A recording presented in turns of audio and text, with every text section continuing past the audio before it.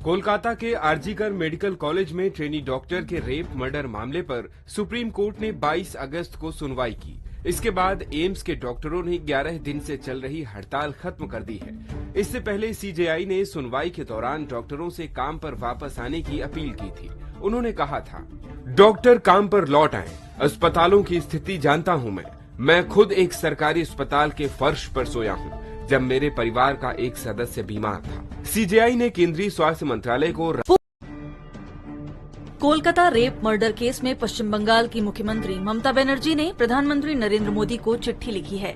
चिट्ठी में ममता ने लिखा, देश में रोज दुष्कर्म के 90 मामले सामने आते हैं। ज्यादातर मामलों में रेप पीड़िता की हत्या हो जाती है। ये समाज और देश के आत्मविश्वास को झकझोर देता है।